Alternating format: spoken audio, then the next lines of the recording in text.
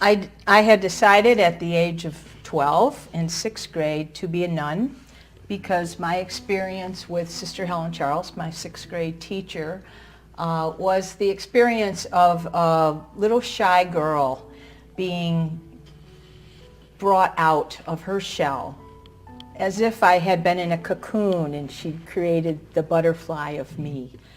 And I decided if that's what nuns do, then I wanted to be a nun.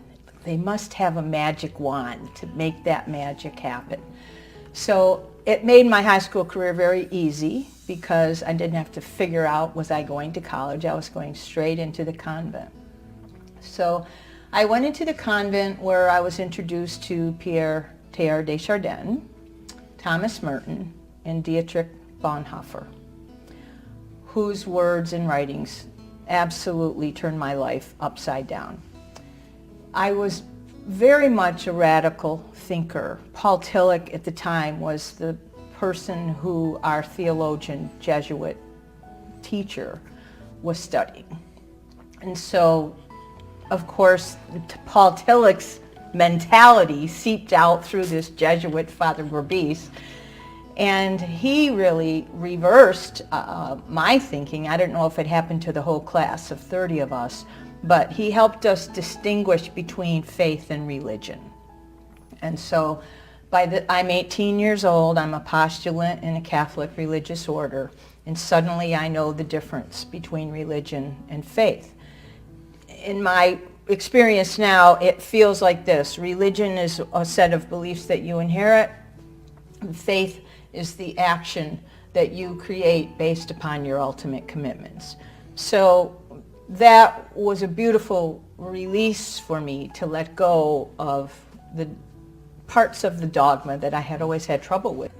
I, of course, abandoned all religions for a long time because none of them were large enough to contain me, to welcome me.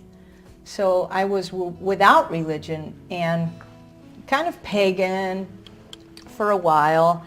And then I made a peace pilgrimage around the world, which turned my life upside down because I started out as a political activist, photographer, slideshow on the peace movement, saved up $5,000. My commitment was to go as far as I could go, as long as I could go, show the images, a picture's worth 1,000 words, let people talk amongst themselves in their own language about what does it mean to be a carrier of justice, a bearer, a witness to peace. What does it mean for us to be agents of change in the world?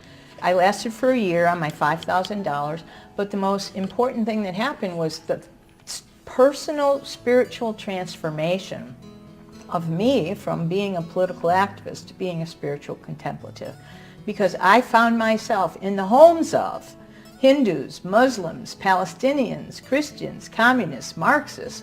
I was everywhere, cared for, and people's caring for you is the demonstration of their faith.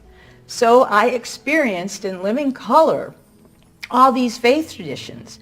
And when I'm on the plane coming home, dropping down into Syracuse, New York, thinking about what has happened to me, I realized that Christianity, as I know it, is way too small of a club for me now because it says we're exclusive. It's this way or no way, right?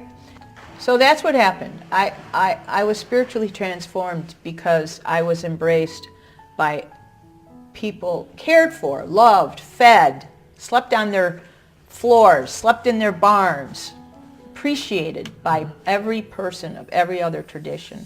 I had never known a Muslim before. So that's how it works for me. Spiritual energy, spiritual intelligence enters into me every day. I convert it actively and willingly into a form where it can be recognized, appreciated, and cause action in the world. It causes people to be awe-filled, to be full of adoration, and to rethink their inherited beliefs, to feel safe enough to let go of things they were so afraid to let go of, and to trust their own original thoughts.